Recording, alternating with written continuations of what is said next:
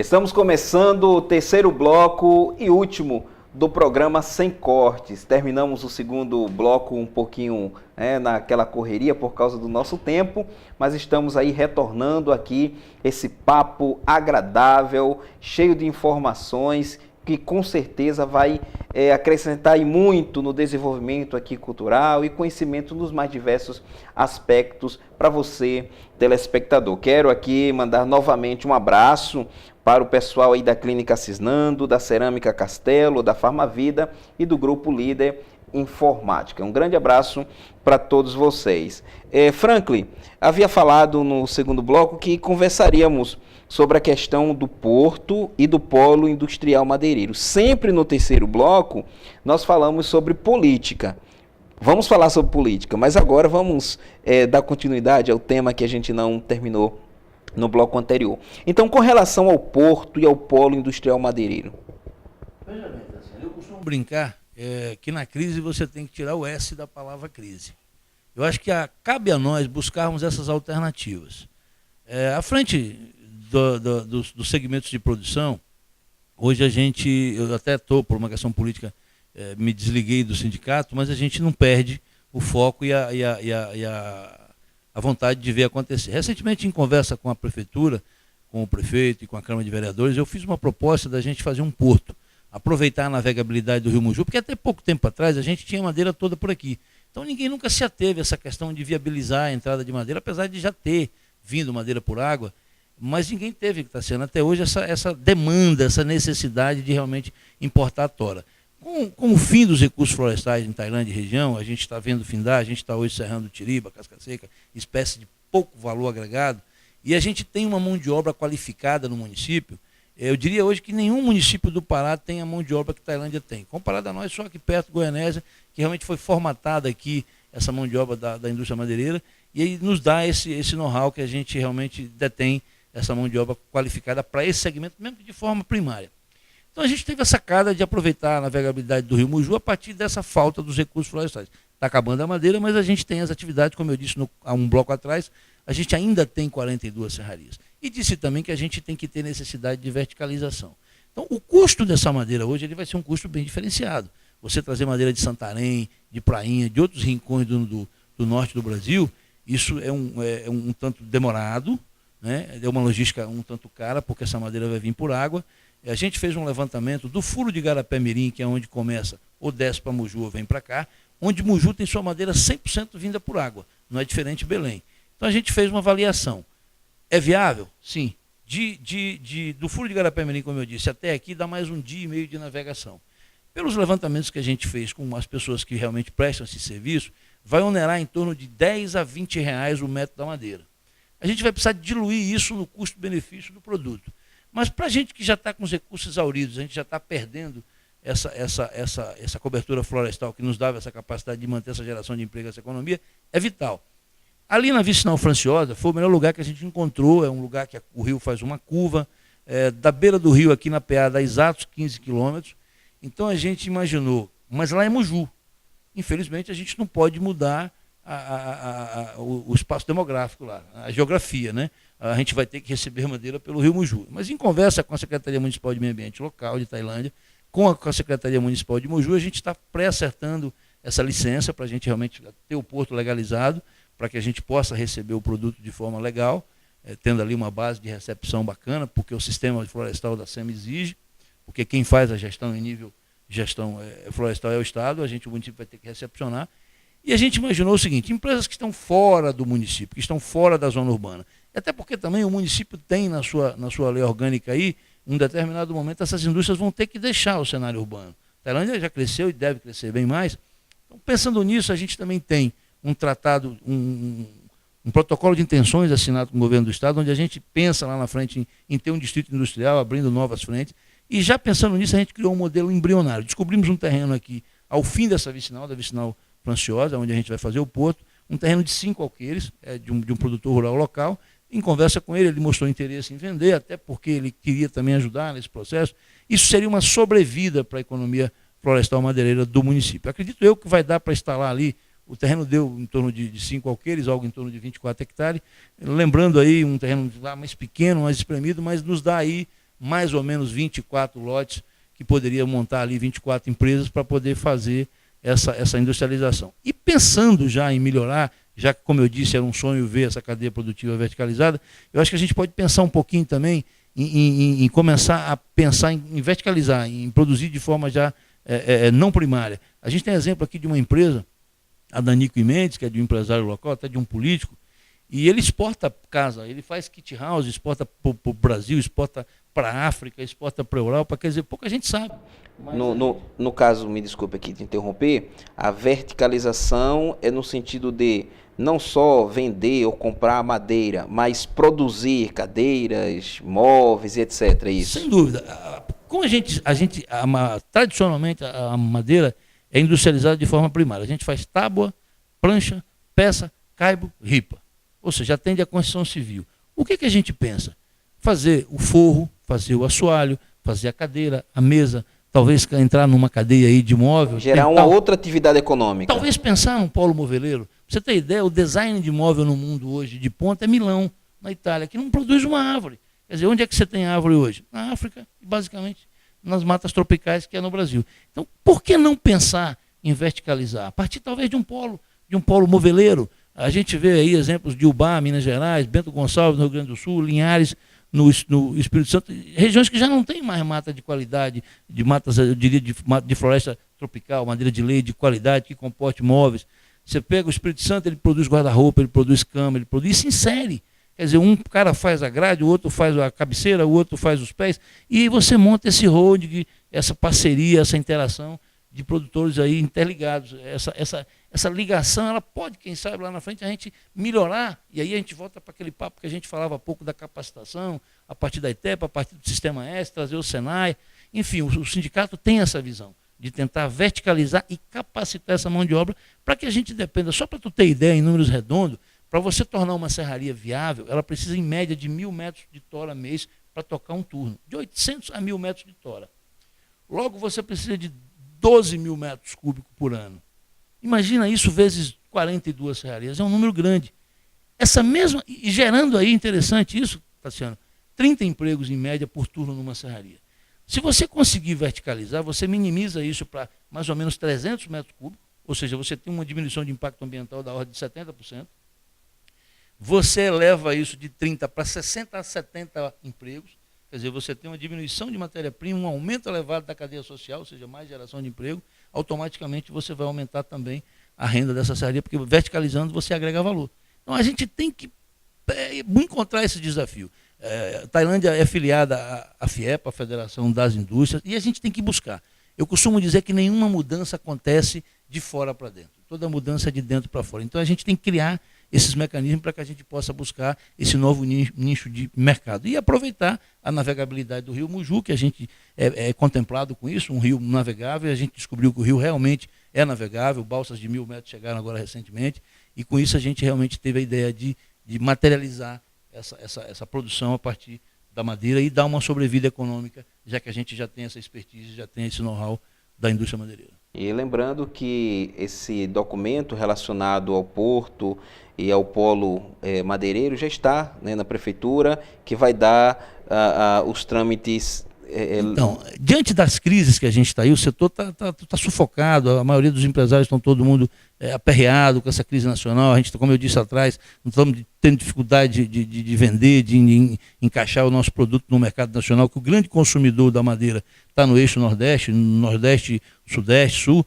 Então, o que a gente fez? Como o setor está, vamos dizer assim, arrochado, a gente provocou o poder público local. Esse terreno tem um valor aí relativamente, nos padrões locais, aí em torno de R$25.000 o alqueire, e o setor está combalido, ele está, do ponto de vista econômico, incapaz de poder gerar isso. Então a gente provocou o poder público, levamos a ideia ao prefeito, ele comprou a ideia em primeira mão, também fizemos uma reunião com a Câmara de Vereadores, que é quem de fato fiscaliza o poder público do ponto de vista do Executivo.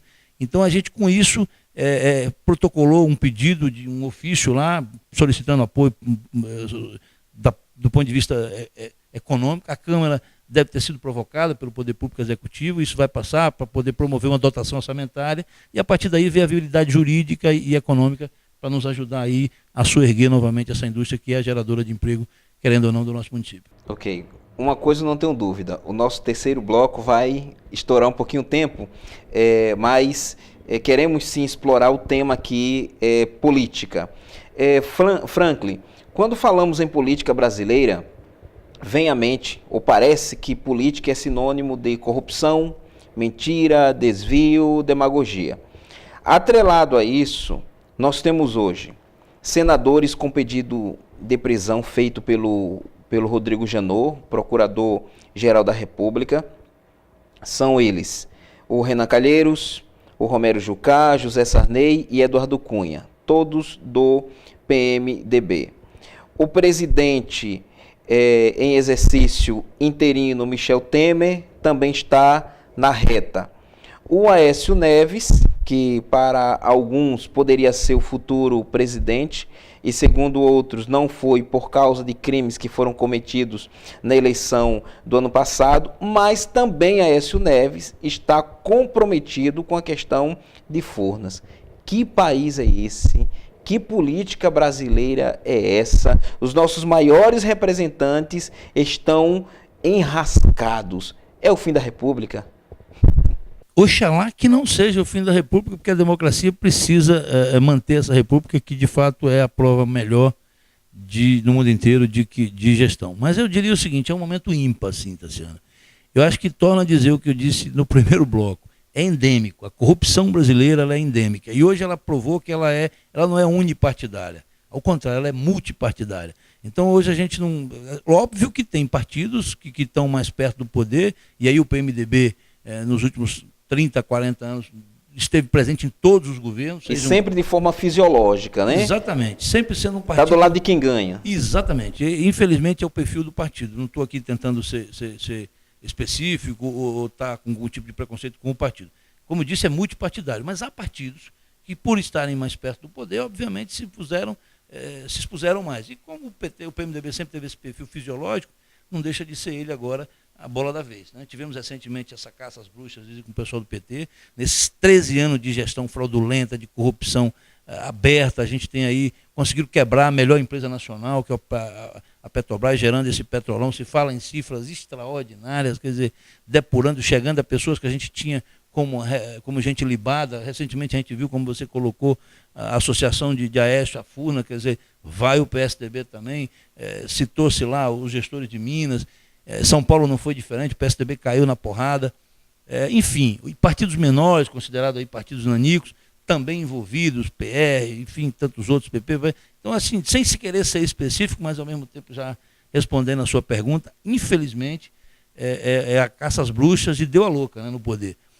Infelizmente, a gente vê poderes também corrompidos. A República hoje ela é composta do Judiciário, do Executivo e do Legislativo. Infelizmente, está sendo, infelizmente, todas as esferas de poder estão apodrecidas.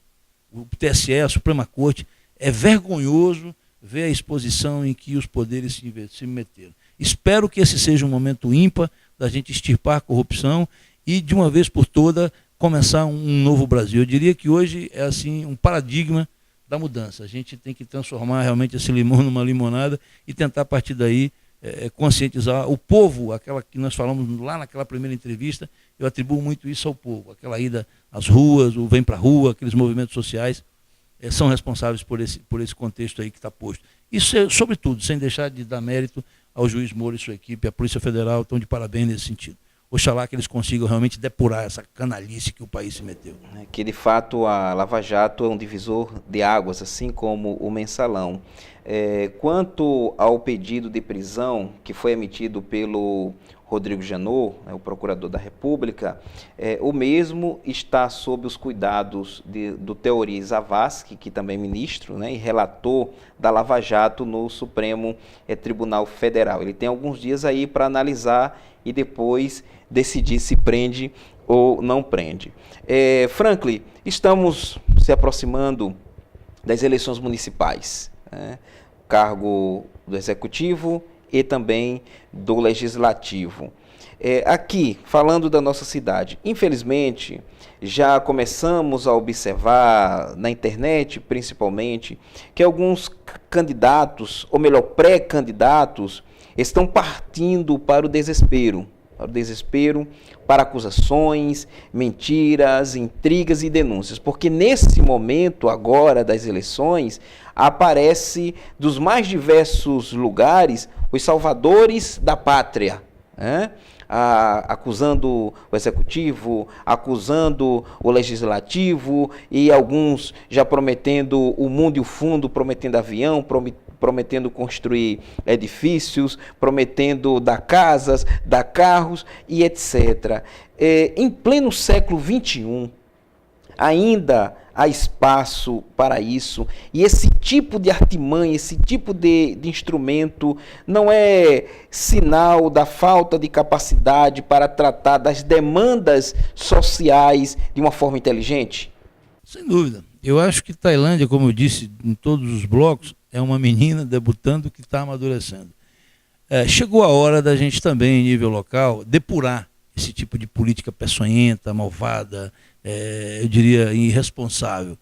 Levantar falso testemunho, caluniar, intrigar pessoas, essa coisa da política da violência, de se ameaçar, de se matar, isso tem que ser superado. A gente, como você disse, está no século XXI. Hoje as minhas ideias não podem ser cesseadas. A gente tem hoje em vocês o quarto poder, a imprensa tem sido preponderante no esclarecimento, noticiando esses fatos irregulares, essa corrupção toda.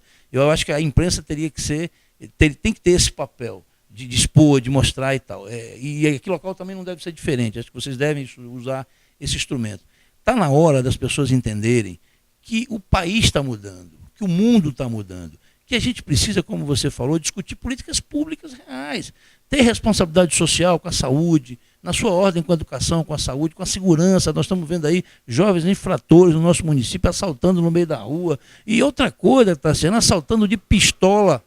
Não é mais de revólver, não é mais de arma caseira, não. É de PT 838, é de munição de grosso calibre. A gente tem que imaginar que isso pode ser qualquer um de nós a vítima. Nossos filhos, nossas famílias. E o que a gente quer para o nosso município? Eu tenho uma responsabilidade grande com Tailândia. Como eu disse em uma outra entrevista, o que eu conquistei na vida está aqui. Eu venho de família humilde, eu trabalhei a vida inteira, 20 horas em média, foi minha carga horária, hoje menos, porque infelizmente a gente está vivendo essa mudança aí na produção, mas eu sempre gostei de trabalhar. E o que eu conquistei, eu depositei aqui, como são 100 mil habitantes. Então a gente precisa ter responsabilidade. Gestor público que chega na sua porta, lhe dizendo e prometendo mundos e fundos, como você colocou, desconfie. Pré-candidatos, e ninguém, hoje é muito claro, a gente tem que ter, eu até sou suspeito para falar, porque hoje eu também, a partir de hoje, dia 10 de junho, eu me lancei pré-candidato, e justamente pensando nisso, está na hora, por cobrança até de munícipe, de parceiro, de companheiros, eu presido um partido aqui, o PPS, e automaticamente tenho recebido cobrança nesse sentido de munícipe, de pessoas, de representantes sociais da nossa cidade, e a gente realmente, assim, não que eu seja o melhor pré-candidato, mas a gente se dispõe, coloquei o nome à prova, para juntamente com as pessoas que querem o futuro de Tailândia, que querem ver um município melhor, agradável, seguro, com segurança, com escola de qualidade. Essa deve ser a nossa meta. Está chegando o grão, está havendo uma matriz produtiva nova chegando, que é o agronegócio, e a gente está tentando com isso, como eu disse há pouco, manter ainda a indústria madeireira, usando essa navegabilidade do rio. E eu acho o seguinte, o pré-candidato que diz que vai fazer, fique pé atrás com ele. Porque no máximo que você pode dizer é, vamos trabalhar, vamos tentar. Você tem vários gargalos, são vários desafios. E a gente tem que juntar, inclusive, a sociedade. Eu acho que a participação da sociedade é importante. Não adianta também a sociedade ficar só cobrando. Está na hora também da sociedade participar. E hoje você tem a internet, você tem o canal da transparência, você tem ferramentas hoje que dá para você cobrar do seu gestor, cobrar do seu prefeito, do seu vereador, ações, cobrar responsabilidade com os recursos públicos, porque isso reflete em nós, sociedade. Quando o cara desvia recurso, ele deixou de botar na saúde, ele deixou de colocar na educação, na segurança, torna a dizer que é calcanhar de Aquiles. Não adianta você ter uma casa boa, ter um carro bacana, viver com um relógio no braço, um cordão de ouro, e estar vulnerável a qualquer momento, você está vendo nego assaltar para tomar celular.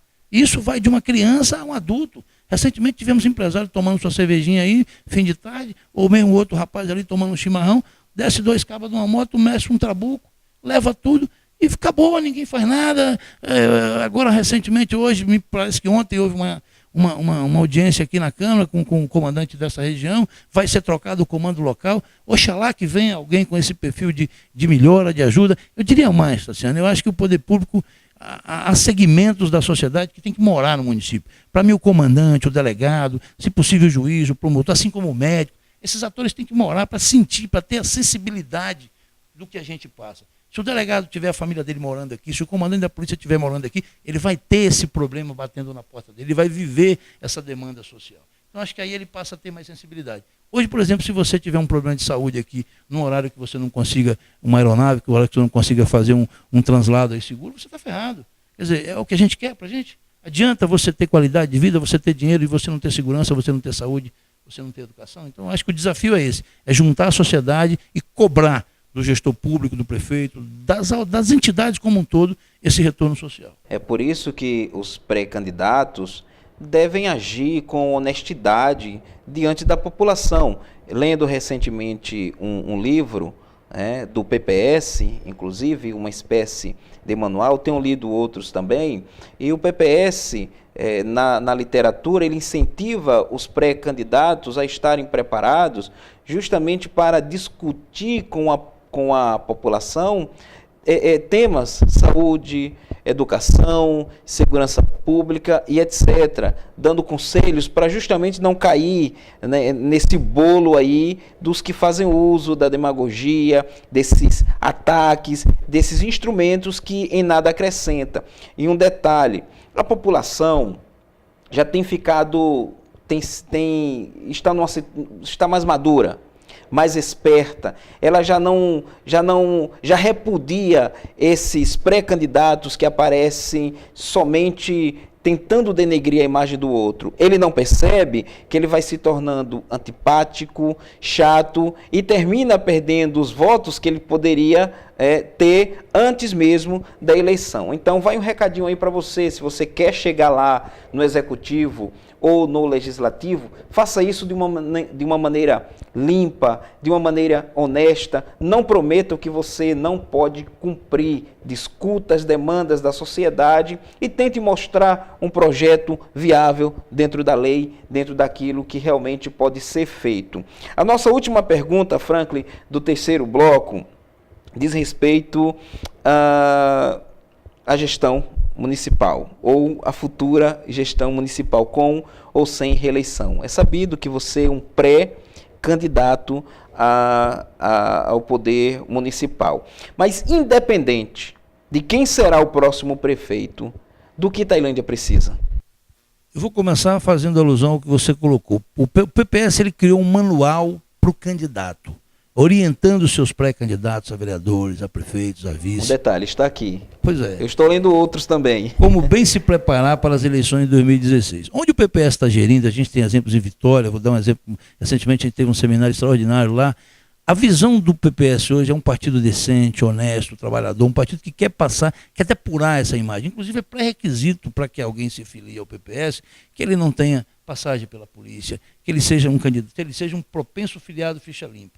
Se ele vier candidato, então, pré-candidato, ele vai ter que ter esse perfil, porque é prerrogativa do partido. A gente não quer estar filiando em nossos quadros pessoas que realmente não tenham uma reputação boa, uma reputação, diria, se possível, libada, né? Alguém realmente com esse viés honesto, decente. E eu acho que Tailândia precisa amadurecer. Esse perfil do candidato que compra voto, que promete, isso não é perfil do PPS. A gente tem outra visão disso. Espero que a gente consiga ter êxito nesse pleito. Hoje é uma pré-candidatura, a gente está começando a botar o bloco na rua, está expondo, eu trouxe meu nome à prova, estou à disposição da sociedade. A gente tem projetos para a saúde, a gente tem projetos para a educação, a gente tem projetos para a infraestrutura, para o desenvolvimento da geração de emprego e renda. A gente vai demonstrar isso ao longo da pré-candidatura. Quando for o caso de registrar a candidatura, a gente espera também estar mostrando isso de forma clara, transparente. A gente pensa que a gente vai juntar o PPS a outros partidos que tenham essa bandeira, que queira ver o desenvolvimento da região. A gente tem aí também partidos sérios. Dentro do quadro desses partidos também envolvidos com corrupção, a gente também sérias, há pessoas boas, né? A gente não pode botar todo mundo num bolo só, tem que separar o joio do trigo. Infelizmente, o partido é uma prerrogativa para quem quer ser pré-candidato, para quem quer um cargo público. E às vezes o cara está nesse ou naquele partido e às vezes não sabe que o partido tem esses pecados todos. Eu acho que o que a gente precisa, Tassiano, respondendo a sua pergunta, é encontrar a fórmula de desenvolver Tailândia com bases sustentáveis. do ponto de vista social, do ponto de vista econômico, do ponto de vista documental. A gente tem gargalos extraordinários para transpor. O primeiro deles é a regularização fundiária. Eu bato muito nessa tecla, porque essa tecla realmente é a base. Quando a gente tiver as terras documentadas, a gente tem acesso a crédito. Eu falei há pouco, a gente trouxe 3 superintendentes dos bancos de fomento, Caixa Econômica, Base e Banco do Brasil, e eles foram claros: o dinheiro está no banco, a política agrícola existe, só que não tem documento. Como é que você acessa crédito? Então, o pré-requisito básico para você ter crédito é ter documento de terra. Eu tenho batido nisso onde vou, com o vice-governador, com o secretário de Estado, com o presidente do ITEPA. Eu não tenho uma só vez, Tassiano, não existe uma só vez que eu vá a Belém que eu não vá no ITEPA. Primeiro, para defender os meus próprios projetos. Depois, carrego comigo na minha pasta mais alguns de companheiros nossos. No meu caso, eu estou desde 2003 com o processo de regularização fundiária por compra onerosa no ITEPA. Ou seja, são 13 anos de peregrinação. Então, a gente precisa, para começar, regularizar nossas terras. Esse é o pré-requisito básico. Depois, capacitação. A gente falou isso durante toda a entrevista. É necessário capacitar. Transferir tecnologia. É um grande desafio, porque a agricultura não rola mais a fogo e foice. A gente sabe que enxada não é mais pré-requisito para se fazer lavoura. A tecnologia veio para ficar. Isso é fato. Quem não acompanhar isso vai ficar de fora. E aí vem a capacitação. Isso tem que atender desde o colono. O colono que está lá morando na colônia, nos seus 10 alqueires, o filho dele tem que ter acesso à educação, porque às vezes ele já passou dessa fase da preparação educacional, da preparação, da capacitação profissional, mas ele tem lá os filhos, tem a nora, tem o genro, tem a família, o holding familiar tem que estar beneficiado. A energia tem que chegar no campo para a gente poder industrializar, verticalizar lá no campo. Para o cabo que produziu a mandioca, produzir a goma, fazer lá a tapioca, para ele poder fazer uma fécula, um beiju, a própria farinha. Você chega hoje em qualquer farinheirazinha, ela é elétrica, ela é mecanizada. Quer dizer, esse é o futuro. Se você produz, a exemplo da minha produz ali, está brigando pelo orgânico, mas você precisa de tecnologia, tem que irrigar, tem que minimizar custos, porque, por exemplo, numa horta, a parte mais difícil de uma horta é molhar, irrigar. Quer dizer, tem uma metodologia simples, uma mangueira furada que você põe ali, custo mínimo, mas otimiza o seu trabalho.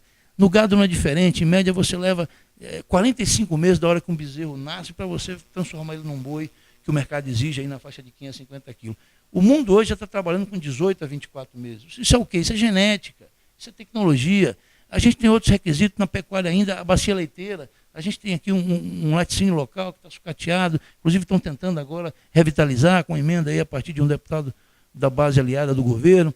E é vital que a gente tenha essa cadeia do leite verticalizada, porque aí você tem o queijo, o iogurte, a manteiga, o requeijão.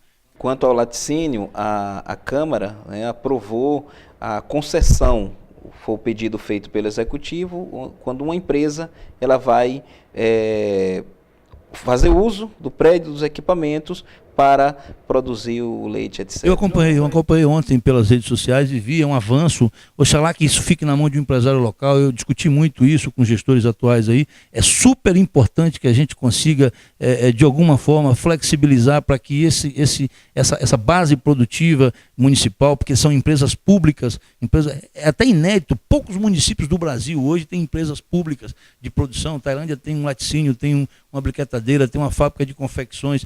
Quer dizer, a gente tem lá um silo que é para fermentar grãos. Isso foram ações de gestores anteriores muito positivas, muito proativas. Sustentabilizar isso agora é o desafio, que isso fique na mão, eu diria, de gestores locais, que atendendo nossos gargalos de geração de emprego e renda.